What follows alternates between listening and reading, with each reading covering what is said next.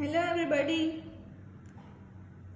Okay, so I hope you are in the best of your health and safe at your places. Today we are going to start is spectroscopy 2 in analytical chemistry subject, or analytical chemistry branch. Okay, so first of all આપણે શું જોઈશું electromagnetic spectrum. Electromagnetic spectrum ક્યાંથી start થાય છે? એમાં parts છે like gamma rays, x-rays, ultraviolet rays, ultraviolet region, visible region, IR region, microwave region and radio frequency region. Okay, આ બધાની એક સ્પેસિફિક રેન્જ હોય. જેમ કે ગામા રેસ છે તો એની રેન્જ શું છે? 10⁻24 to 10⁻21. આ છે એની ફ્રીક્વન્સીની રેન્જ. આ જે હું બોલું છું એ છે એની ફ્રીક્વન્સી. ઓકે, અને જે નીચેવાળું છે એ છે એની wavelength. Okay, so 10⁻24 to 10⁻21 gamma rays માટે એની ફ્રીક્વન્સી, પછી 10⁻21 to 10⁻18 એક્સ રેઝ માટે, 10⁻18 to 10⁻15 અપ્રોક્સિમેટલી અહીંયા વિઝિબલ અને યુવી બંને સાથે આવી જાય છે. 10⁻15 10⁻18 to 10⁻15 આની વચ્ચે આખું તમારું કોનું રીજન કવર થશે? યુવી વિઝિબલનું રીજન કવર થશે.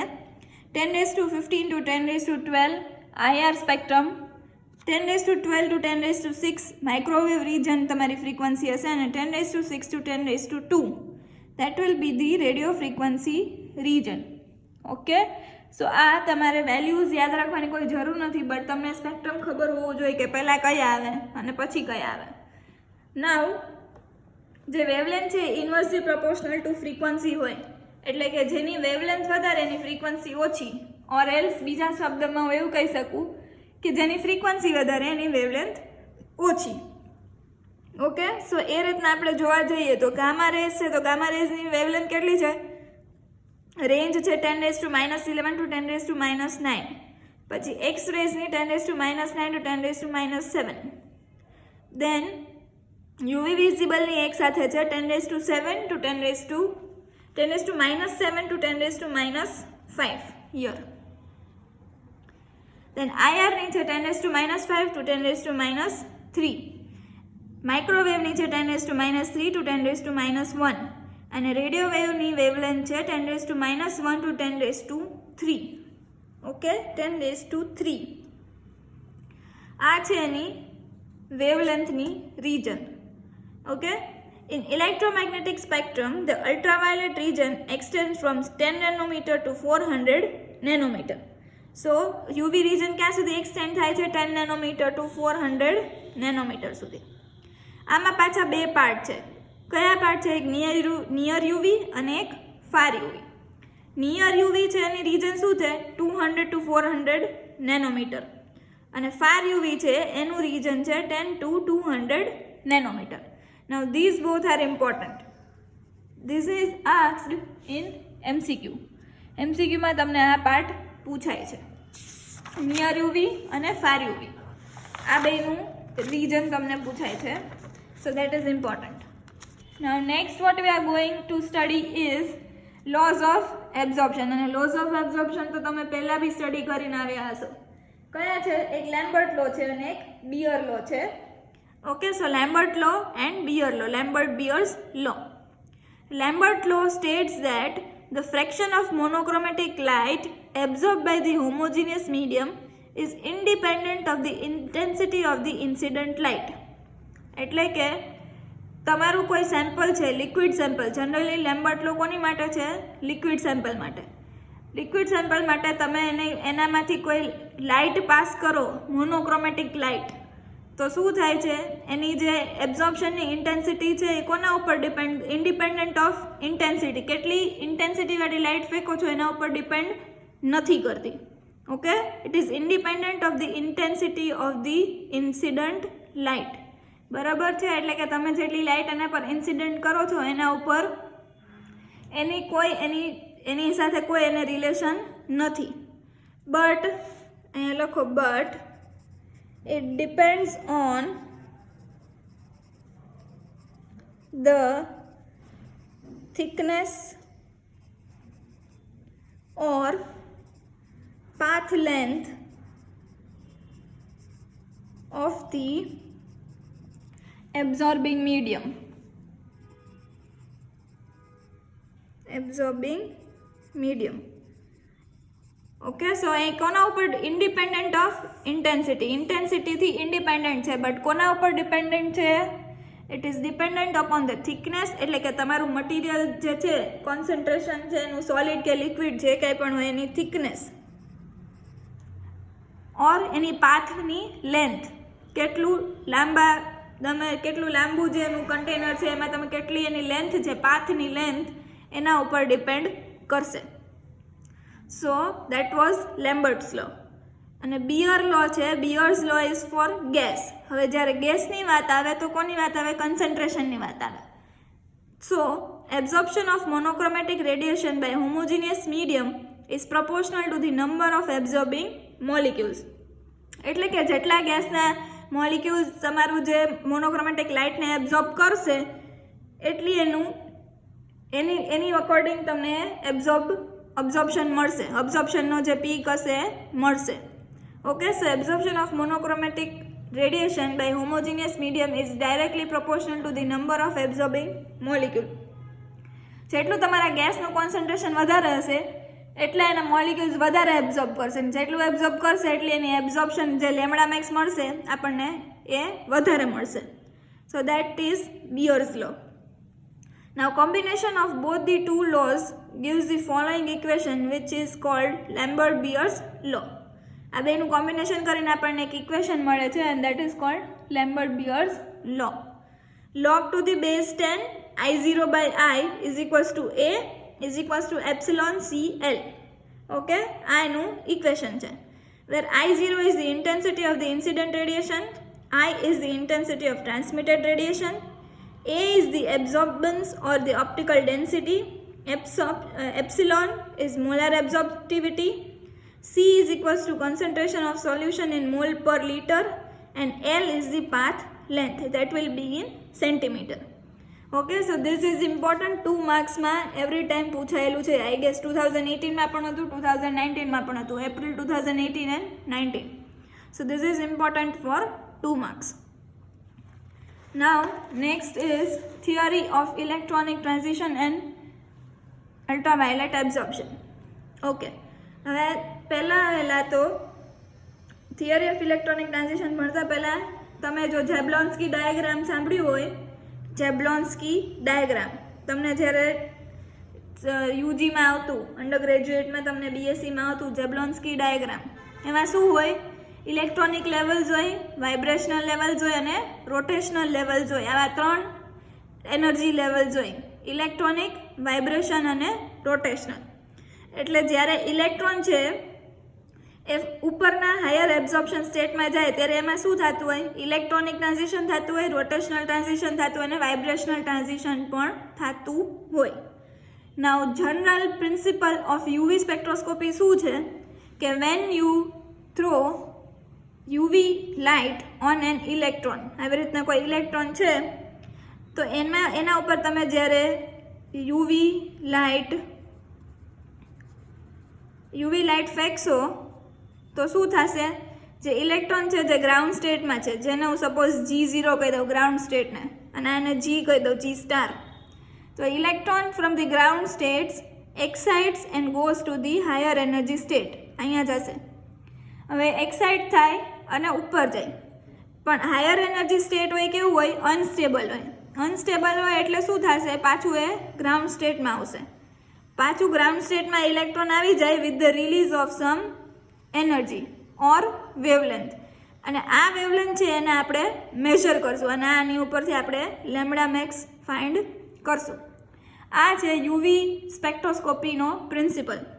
That when you throw UV light on the electron moves from ground state to excited state, and the excited state is unstable. Therefore, it comes to the ground state with the release of some energy, and this energy will be measured in the form of lambda or wavelength, and this is called UV spectroscopy principle. Okay, દેખાણું તમને? ફરીથી જે ground સ્ટેટમાં electron છે એને આપણે UV light આપશું એટલે higher energy સ્ટેટમાં જશે. હાયર એનર્જી સ્ટેટ હશે અનસ્ટેબલ હશે એટલે it will again come back to ground state with the release of some energy and this energy will be calculated and this is the principle of UV spectroscopy. Is it clear? Okay. So now we'll be studying the theory of electronic transition. A molecule is having rotational, vibrational and electronic energy levels. બરાબર? Molecule પાસે electronic energy level હોય, rotational energy level હોય અને વાઇબ્રેશનલ energy level હોય. Each electronic level is associated with the number of vibrational levels of energy separation and each vibrational level is associated with the rotational level with even less energy separation.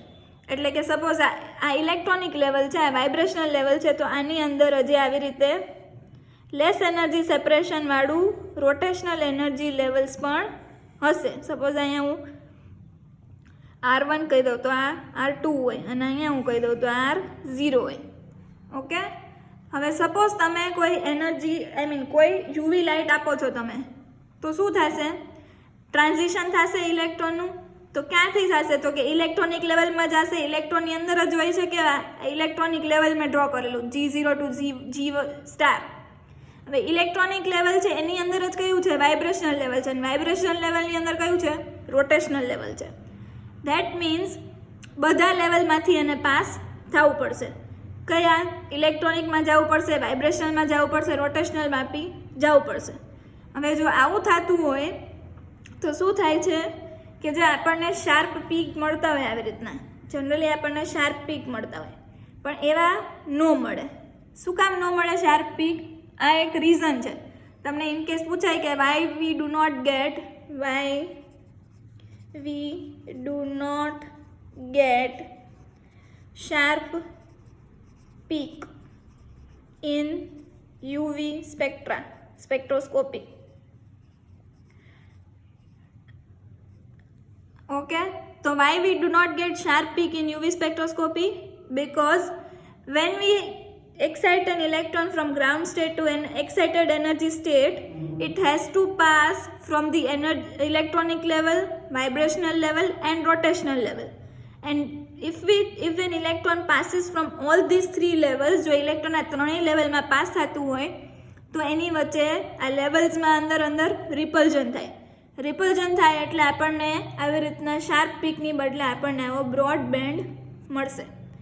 So question પૂછાય કે we do not get a sharp peak in UV spectroscopy, instead we get a broad band.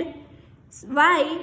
તો એનો answer તમારે શું લખવાનું છે કે when we throw UV light on an electron, the electron moves from ground state to excited energy level state, which has electronic energy levels, vibrational energy levels and rotational energy levels. And because of this, electron has to pass from all these three levels and there will be repulsion due to this. And because of this repulsion, we do not get a sharp peak and instead we get a broad band. આ એનું reason છે. Okay, ના આ એ જ કહેવા માંગે છે કે એનર્જી લેવલ્સમાં પહેલાં ઇલેક્ટ્રોનિક એનર્જી લેવલ હોય, પછી એનાથી નીચે કયું હોય? વાઇબ્રેશનલ એનર્જી લેવલ હોય ને વાઇબ્રેશનલ એનર્જીની વચમાં રોટેશનલ એનર્જી લેવલ પણ હોય, જેની એનર્જી ઇવન લેસ એનર્જી સેપરેશનવાળું. Due to the large amount of energy associated with ultraviolet region, it is capable of electronic excitation and induces transition in the electronic, vibrational and rotational energy levels. હવે જ્યારે તમે કોઈ UV light throw કરો તો એની energy કેટલી હોય? Energy for electronic transition is 100 કિલોજૂલ પર mall. બરાબર? એટલે એની એનર્જી કેટલી હશે? 100 કિલોજૂલ પર મોલ. હવે 100 કિલોજૂલ પર મોલ હોય એટલે એની એનર્જી બહુ વધારે હોય. કેટલી વધારે કે વાઇબ્રેશનલ એનર્જીમાં પણ રોટેટ કરી શકે અને રોટેશનલ એનર્જીમાં રોટેશનલ એનર્જી લેવલ હોય એમાં પણ ટ્રાન્ઝિશન કરી શકે. વાઇબ્રેશનલ એનર્જી લેવલમાં પણ એ ટ્રાન્ઝિશન કરી શકે અને રોટેશનલ એનર્જી લેવલમાં પણ એ ટ્રાન્ઝિશન કરી શકે. ઓકે, આ એવું કહેવા માંગે છે કે યુવી એનર્જી છે, જે યુવી લાઇટ છે, રેડિયેશન, એની એનર્જી બહુ વધારે છે એના લીધે ઇલેક્ટ્રોનિક એક્સાઇટેશન થાય અને ઇટ ઇન્ડ્યુસીસ ટ્રાન્ઝિશન થાય. કેમાં? ઇલેક્ટ્રોનિકમાં થાય, વાઇબ્રેશન અને રોટેશનલ એનર્જી લેવલમાં પણ થાય. ઓકે, સો આ એનું રીઝન હતું. વેર V0, V1 and V2 are the vibrational energy levels and E0 and E1 are the electronic energy levels. This theory is also important for 2 marks. Now next is electronic transition, the most important part, that is electronic transition. Excitation of molecule by absorption of radiation in UV region involves promotion of its electron from bonding and non-bonding orbitals to anti-bonding orbitals. Okay, so આપણે જ્યારે ઇલેક્ટ્રોનને excite કરી ત્યારે કેવી રીતના excite થાય? Promotion of an electron from bonding and non bonding, એટલે કે બોન્ડિંગ અને નોન બોન્ડિંગમાંથી એન્ટી બોન્ડિંગ ઓર્બિટલમાં જાશે. Sigma and pi are the bonding orbitals, while sigma star and pi star are the anti-bonding orbitals. And non-bonding orbitals are represented by n orbitals. બરાબર છે? Sigma અને પાઈ બોન્ડિંગ છે, સિગ્મા સ્ટાર અને પાઈ star anti bonding છે. The energy order of the transition is, આ energy order યાદ રાખવાનો છે તમારે. Sigma to sigma star, it will be greater than n to sigma star, then it will be greater than pi to pi star, and that will be greater than n to pi star. Okay, and this is the diagram. Sigma, પહેલા sigma હોય, પછી પાઈ હોય, પછી non bonding orbital હોય, પછી sigma star હોય અને પછી પાઈ સ્ટાર હોય અને પછી સિગ્મા સ્ટાર હોય. હવે તમે જુઓ જ છો કે જ્યારે કોઈ એનર્જી લેવલ સિગ્માથી સિગ્મા સ્ટારમાં જતું હોય તો જો એની એનર્જી કેટલી વધારે છે, અને જેની એનર્જી વધારે એની વેવલેન્થ ઓછી. ઓકે, સો એ તમારે યાદ રાખવાનું રહેશે. એટલે જો સિગ્મા ટુ સિગ્મા સ્ટારની એનર્જી સૌથી વધારે છે, પછી n ટુ સિગ્મા સ્ટાર આની, પછી પાઈ ટુ પાઈ સ્ટાર, ઓકે, અને દેન n ટુ પાઈ સ્ટાર. નાઉ બધા ટ્રાન્ઝિશન કયા મોલિક્યુલમાં થતા હોય એ જોવાનું છે આપણે. પહેલું ટ્રાન્ઝિશન છે sigma to sigma star transition. It is a transition of an electron from a bonding sigma orbital to an anti-bonding sigma star orbital of higher energy. બરાબર? એટલે સિગ્મામાંથી સિગ્મા સ્ટારમાં ટ્રાન્ઝિશન થશે. It is an high energy transition because sigma bonds are very strong. બરાબર? એટલે એની energy વધારે હશે. Such transitions are observed in alkanes.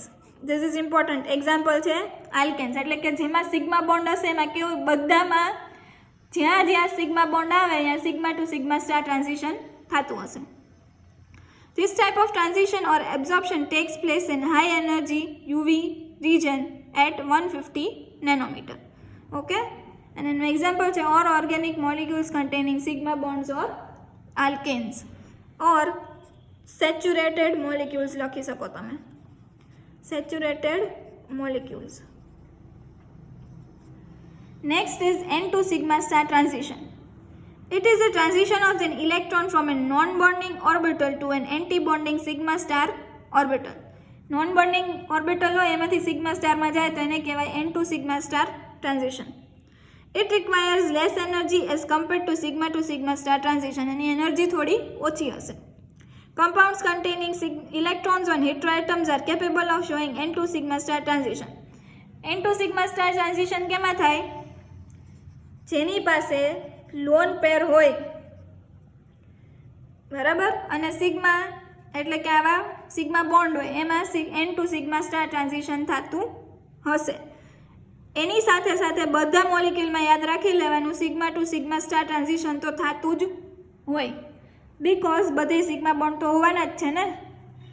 એટલે જેની પાસે લોન પેર હોય અને સિગ્મા બોન્ડ હોય, ખાલી lone pair, only lone pair attached on heteroatom, આવામાં n to sigma star transition થતું હશે.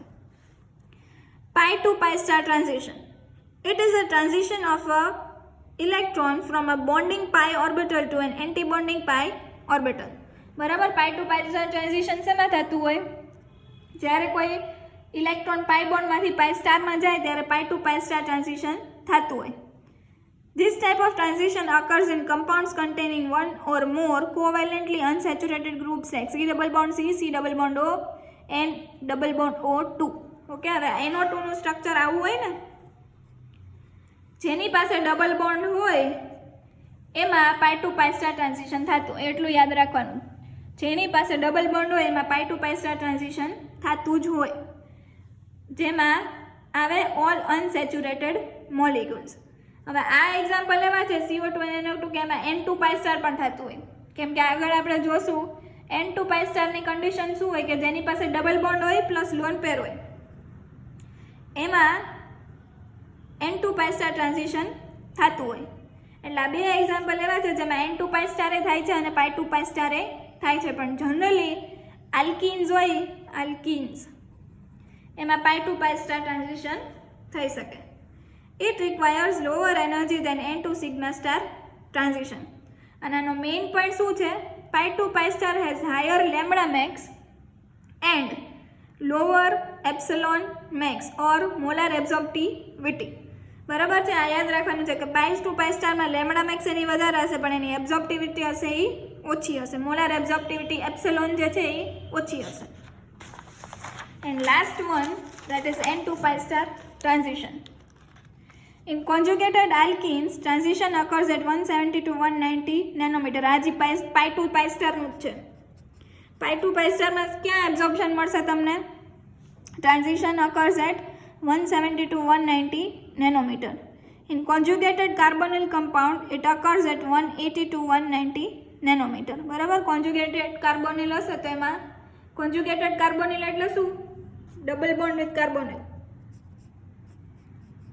આને કહેવાય conjugated carbonyl. Alpha beta unsaturated compound હોય, alpha beta unsaturated compound or carbonyl, એમાં ક્યાં મળશે?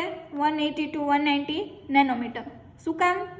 બિકોઝ અહીંયા રેઝોનન્સ થતું હશે. જેમ રેઝોનન્સ થાય એમ લેમ્બડા મેક્સ ટ્રાન્ઝિશન થાય, અને ટ્રાન્ઝિશન થાય એમ લેમ્બડા મેક્સ ઇન્ક્રીઝ થાય.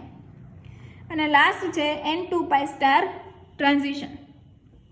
In such transition, electron in a non-bonding orbital is promoted to an anti-bonding pi star orbital. આમાં શું થતું હશે? નોન બોન્ડિંગ ઓર્બિટલમાંથી પાઈ સ્ટારમાં જતું હોય ત્યારે આ ટ્રાન્ઝિશન થતું હશે. કયું? N2 પાઈ સ્ટાર ટ્રાન્ઝિશન. N2 પાઈ સ્ટાર ટ્રાન્ઝિશન થવા માટેની કન્ડિશન શું છે? તો કે અનસેચ્યુરેશન એ જોઈ plus lone pair containing molecule પણ જોઈએ. This transition requires lowest energy. Energy આની સૌથી ઓછી હશે. Saturated aldehydes and ketones show both N2 pi star and pi 2 pi star transitions. બરાબર છે, સેચ્યુરેટેડ આલ્ડીહાઇડ અને કીટોન્સ હોય. સેચ્યુરેટેડ આલ્ડીહાઇડ અને કીટોન્સ એટલે આવું થયું ને, અને કાં તો આવું. તો શું છે? જો ડબલ બોન્ડ પણ છે પ્લસ આની પાસે લોન પેર પણ છે. અનસેચ્યુરેશન પ્લસ લોન પેર. હવે આવો હશે ત્યારે શું થતું હશે? N2 પાઈ સ્ટાર થતું હશે અને N2 પાઈ સ્ટાર અને પાઈ ટુ પાઈ સ્ટાર બંને ટ્રાન્ઝિશન થતા હશે. N2 pi star transition has lower energy than pi 2 pi star transition. N2 pi star ની એનર્જી સૌથી ઓછી હશે. And next is last line છે N2 pi star has higher lambda max and higher molar absorptivity. બરાબર છે, આમાં શું હશે? લેમ્બડા મેક્સ એની હાયર હશે પણ મોલાર એબ્ઝોર્પ્ટિવિટી પણ હાયર હશે. પહેલામાં શું હતું? લેમ્બડા મેક્સ હાયર હતી પણ એબ્ઝોર્પ્ટિવિટી ઓછી હતી. કેમ? આ પાઈ ટુ પાઈ સ્ટારમાં. પણ N2 પાઈ સ્ટારમાં બંને હાયર છે. લેમ્બડા મેક્સ બી વધારે હશે અને મોલાર એબ્ઝોર્પ્ટિવિટી એપ્સિલોન પણ વધારે હશે. અને epsilon A is equals to epsilon C T વાળું જે લેમ્બર્ટ બિયર્સ લોમાં આપણે જોયું એની વાત થાય છે. Okay, so these were the electronic transitions. આ મોસ્ટ ઇમ્પોર્ટન્ટ હતા. નેક્સ્ટ છે ઓક્ઝોક્રોમ એન્ડ ક્રોમોફોર. ઓક્ઝોક્રોમ અને ક્રોમોફોર વિલ બી સ્ટડિંગ ટુમોરો. આખું એનું ચાર્ટ, બેથોક્રોમિક શિફ્ટ, હિક્સોક્રોમિક શિફ્ટ બધું કાલે આપણે સ્ટડી કરશું. સો that is all four today. Electronic transition સુધી બધાએ વિડીયો જોઈ લેવાનો છે. Okay, next video, next lecture. Thank you and have a nice day.